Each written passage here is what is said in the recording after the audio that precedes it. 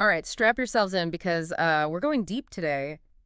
Generative AI and how it's changing the world of programming. Yeah, And we've got some really interesting articles and research you sent in, so yeah, thank you for that. It's a topic that's moving so fast, right? yeah. Incredibly fast. It's exciting. So we're going to break it down. Get ready for a deep dive on large language models. LLMs. LLMs, yeah, exactly. And how they actually work. The how they work part is fascinating. And it is complex. Not magic, but Yeah, no magic here. Just a lot of complexity. lots of complexity. And what it all means for software development and beyond, you know? Yeah, Even if you're not a coder. right. The implications are huge, even outside of programming. It's interesting to me how LLMs are, well, they're moving past those simple chatbots. Oh, for sure. Way beyond. Yeah, they're becoming these powerful tools for all kinds of problems in all sorts of fields. Yeah, so let's back up a bit. Okay. You know, what exactly are we talking about when we say LLMs? How is this different from, I don't know, like a really smart chatbot? Well, there's a great quote from Andrej Karpathy. We saw that one, yeah. He said, thinking of a large language model as a chatbot is like thinking of a computer as a calculator. Uh-huh.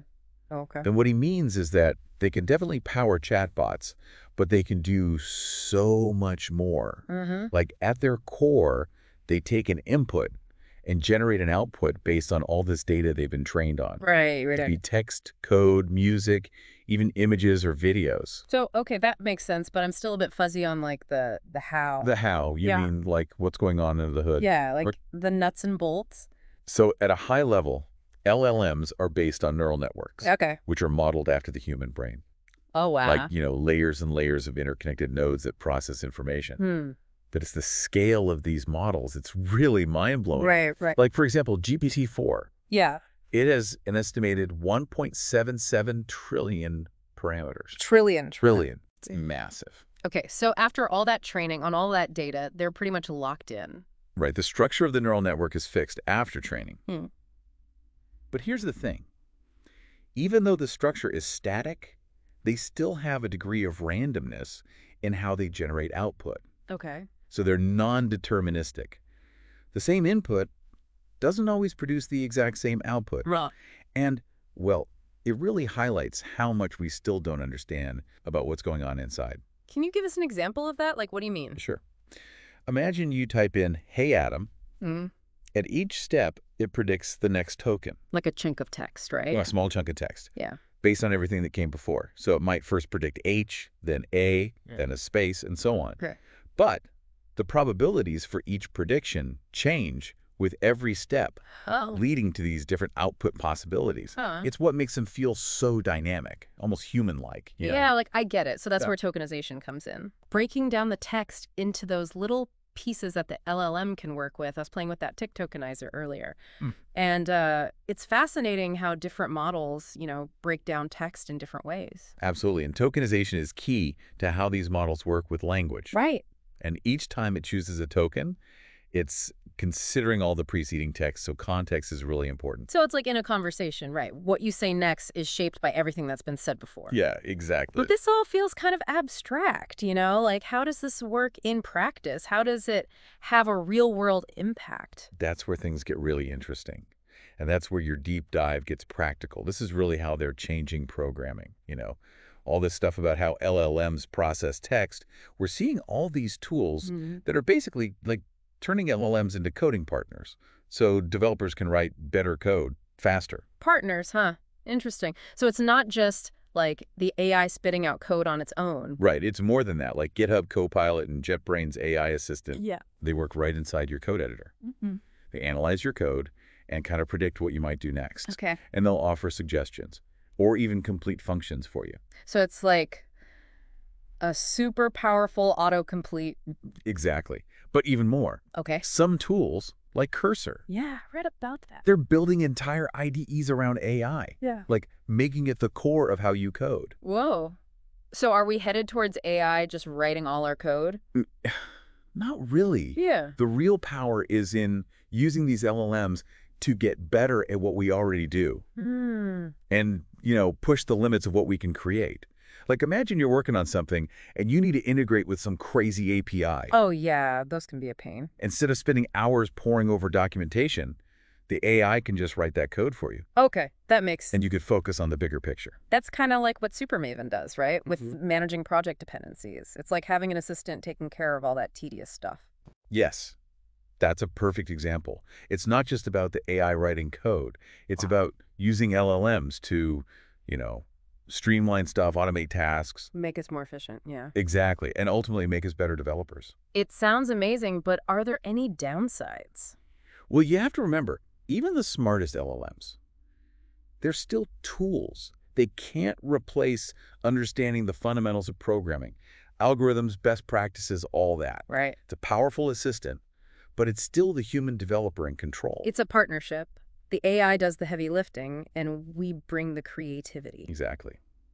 And there's more. They're also changing how we research and learn new things. You mean like Perplexity and Find? I've been using those, and it's crazy how they connect to the internet and find information from all over. It's like way faster than regular search. Yeah, they can synthesize info from lots of sources and give you answers that are actually up to date. Exactly. It's like having a personalized research assistant who can Yeah. instantly access and process tons of info. Yeah, it's wild. So where do you see this going? If LLMs are already this powerful, I mean, well, what will they be able to do in a few years?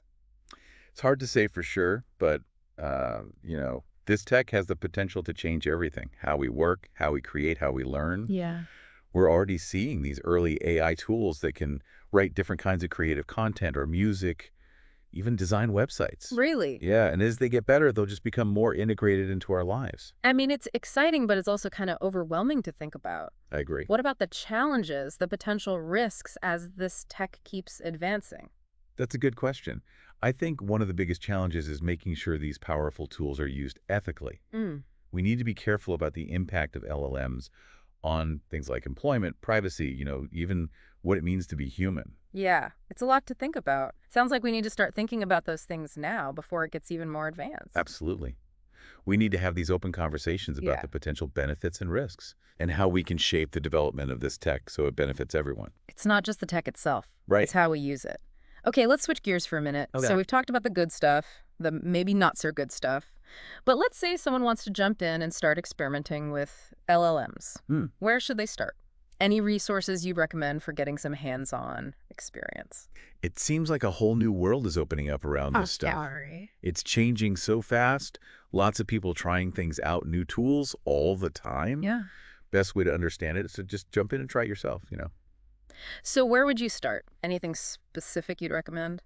Well, we've talked about a few already. GrowCAC.com is great for testing out those different commercial models. Right. And then you've got platforms like Llama and LM Studio for running open source models on your own machine. Yeah, that's for people who want to get a little more technical. Exactly. But for someone just trying out, Yeah. the OpenAI Playground is fantastic. Oh. It's all web-based. You can play with different LLMs right there, GPT-3, GPT-4. Oh, nice. You can put in prompts, see how the model responds, even change the settings to see how it affects the output. So it's like a sandbox for LLMs. Exactly. Cool. And it's a great way to learn about prompt engineering. Prompt engineering. Yeah, I've heard that term thrown around, Yeah. but never really understood it. Basically, it's about figuring out how to talk to these LLMs to get the best results. Okay. Like asking the right questions, giving them context, Yeah, even using specific words they're likely to understand. sounds like a whole skill in itself. It is. And it's getting more and more important as LLMs become more powerful and we start using them everywhere. We should do a deep dive on prompt engineering sometime. That would be interesting. Yeah, definitely. Like Yeah. a hot topic right now. Well, we've covered a lot today, from how LLMs work on the inside Yeah, to how they might change society and the future of work. it's been fascinating. Any final thoughts for our listeners? I think the main thing is to remember that generative AI, especially LLMs, it's moving so fast. Yeah. It have the potential to change everything. Industries, how we create, how we learn, what's even possible. It's pretty mind-blowing. Be curious, check out the resources we talked about, and don't be afraid to experiment. We're really just at the beginning of this, and it's going to be exciting to see where it goes. I love that. Thank you so much for being here today. Happy to be here. And to everyone listening, thanks for joining us on this deep dive into generative AI and programming. We hope you learned a lot and it got you thinking about the future. Until next time, keep exploring, keep learning, and keep pushing the boundaries.